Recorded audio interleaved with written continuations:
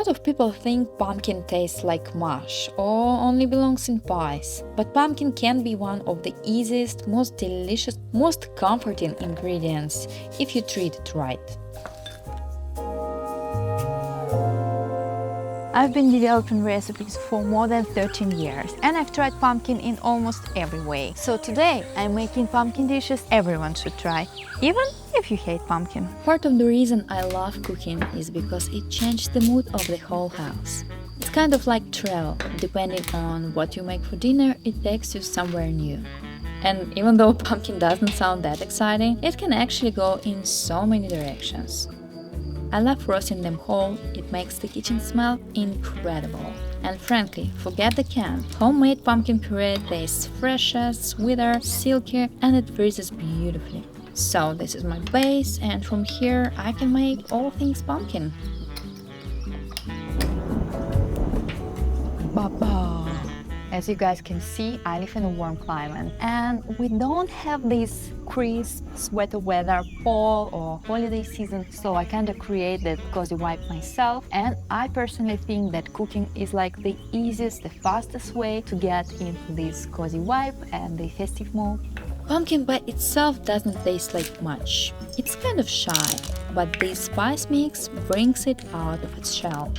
I make a jar every fall because I'm all about easy wins in the kitchen. Those little shortcuts, that make food taste like you tried way harder than you did. And frankly, when life gets busy, it's small rituals like this that keep cooking fun. A sprinkle of this on oatmeal or yogurt in the morning just makes my everyday cooking a little bit more special. And a little bit more nourishing too. I've just came back from my maternity break, 2-year break. Yeah, it's been a while, but I'm so happy to be creating again. So take a deep breath, grab something warm and enjoy this episode. Let's face it, coffee shop pumpkin lattes aren't exactly the healthiest. This one actually has real pumpkin in it. It's richer, smoother, better for you and so delicious. And there is no refined sugar. I love little habits that make mornings feel calm, and this latte is one of them. It's simple to make, warm, and frankly the best way to start a cozy day. Especially when you need the comfort fast, if you know what I mean. You can use any milk you like, and if you will, add a drizzle of maple syrup for gentle sweetness. Sometimes I add a bit of vanilla or just dust it with more of that pumpkin spice. It's the kind of recipe that feels easy and familiar but makes the whole day start better. Simple things that make everyday life feel more special. If you're collecting cozy recipes for this season, I've created PDF ebook for you with all the recipes from this video, all the pumpkin dishes I like and I think you should try as well. So it's linked in the description box below. Go ahead, download it and use it literally anytime. All good pie starts with a really good crust, period. And the best one you can make is always the one you make at home. At least I think so. It's not too hard. I usually make a double batch and keep one in my freezer for when I need it later. I like my crust super flaky, so I use folding techniques, kind of like a puff pastry. It gives those beautiful layers and a crisp bite that makes all the difference. The key is not to overdo the water. It's tempting when you see a few dry spots, but if you let the dough rest, it actually hydrates on its own, and the result is crispy, buttery, and light, exactly how I like it. And once you have a crust like this ready, putting the rest together feels so easy. You're already halfway to dessert. Pumpkin itself does not taste much. I like using a bunch of herbs and seasoning, so I can take it any direction I like. Sweet, savory, spicy, and I actually think that people don't like the taste of pumpkin because it's kind of a sponge, it's bland, so they just need to season it properly. And once you figure that out, it can take really any direction you want it. It just goes with the flow. Stuffed squash is one of those meals that feels cozy but still a little bit special. It's perfect for holidays, entertaining, or even a date night at home. It does take a bit of extra care, a bit of fluff, if you will. I do a classic meat filling, beef and pork mince, onion, herbs, maybe a little bit of parmesan. Kind of like a meatball situation, but tucked inside the squash. You can play around with the herbs, sage, thyme, parsley, it all works. I fill the squash halves, top them with cheese and bake until everything is golden and bubbling. The edges of the squash caramelize and get really sweet, and the filling turns rich and savory. It smells incredible, you guys, coming out of the oven. This is the kind of dish that looks impressive on the table, but does not take much fuss, to be honest. It's the kind of cozy, hearty meal that makes you slow down and actually enjoy dinner. Although I enjoy all my dinners.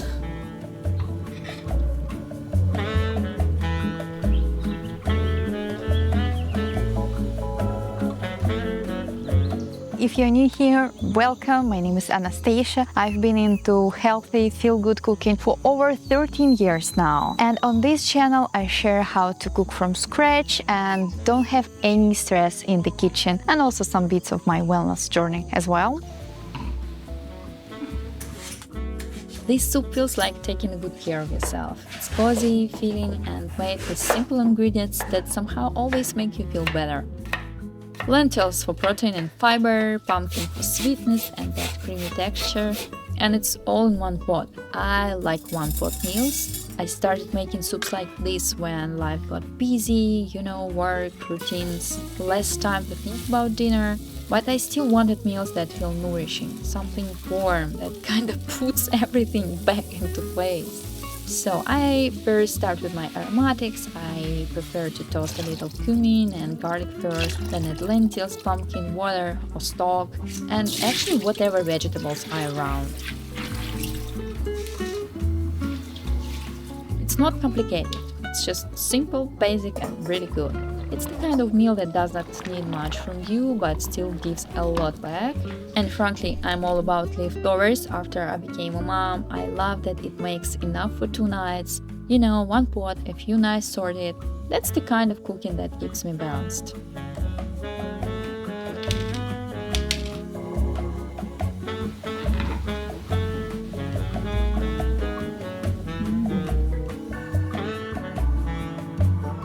I always crank up the heat when I roast my veggies, and pumpkin is not exception. So when it gets this golden caramelized stage, it's kind of completely different ingredient. That's when the flavor really happens. Everything gets a little bit crispy and sweet and just, tastes so much better.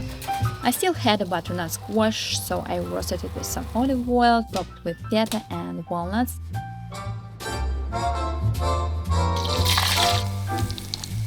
As it roasts, the edges caramelize and get that deep golden color.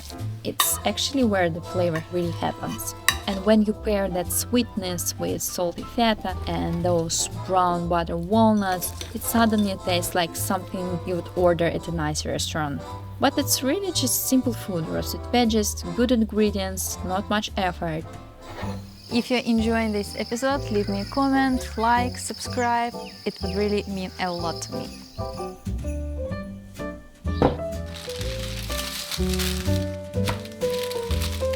Many people don't like pumpkin pie, and I understand why. Sometimes it's just too heavy, too sweet, a bit one-note kind of thing. But if you add a little extra love, brown butter, some honey, those deeper butterscotch flavors, the pie completely transforms. The pumpkin becomes softer, less loud, more balanced. I start with my flaky crust from earlier. That's the base for any good pie. And I always par bake it for the pumpkin pie so it stays crispy.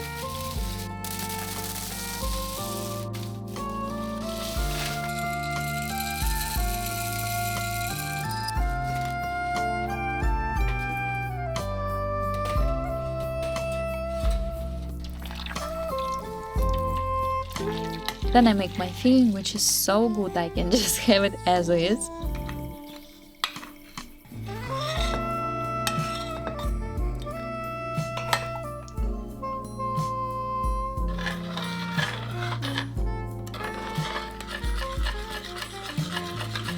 This pumpkin pie recipe might look a bit intimidating, so I recommend splitting it in 2 parts. Make the crust the day before and the next day just par bake it and make the filling. And if you need a little help, watch this video again or check out my app, the Greeny app. It has step-by-step instructions for this and plenty other recipes. It's all linked below.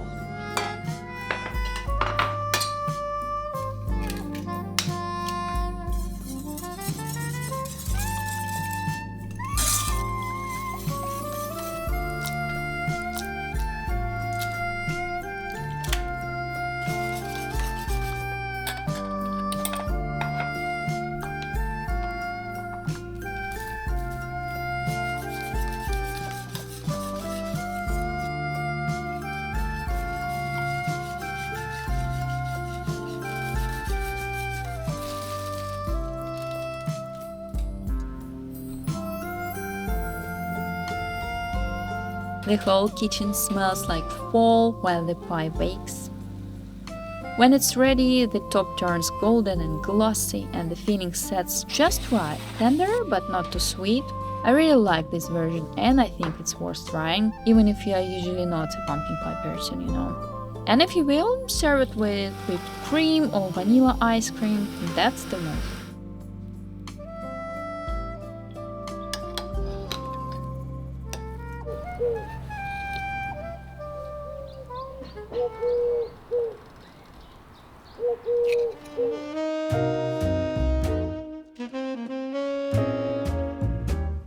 I make banana bread almost every week for my family, but if I already have a jar of pumpkin puree in the fridge, I might as well make pumpkin bread. Make it healthy, make it a little sexy, you know. I use the best ingredients for my sweet treats, smart swaps if you will, whole wheat flour for fiber, olive oil for richness, you get the idea.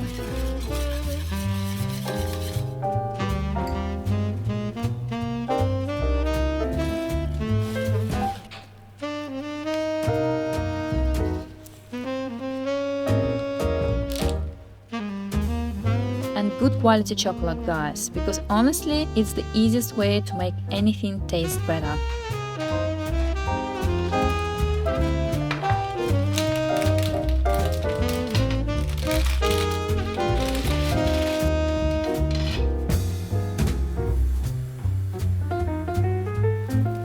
Sometimes I add nuts, sometimes not. And if you want to make it a bit fancy, I whip up a quick frosting. We eat with our eyes first, so that extra step is always worth it.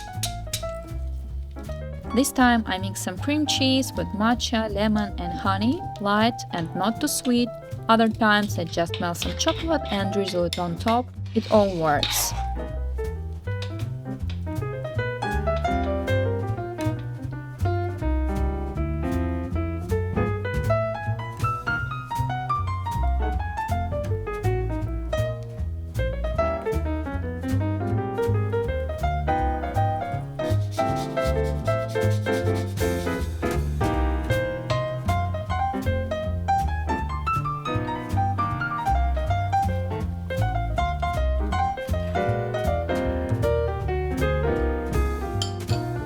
This kind of baking feels relaxed, no rush, no rules, just food that makes you feel good.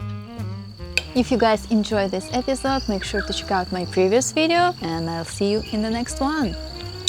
Ciao!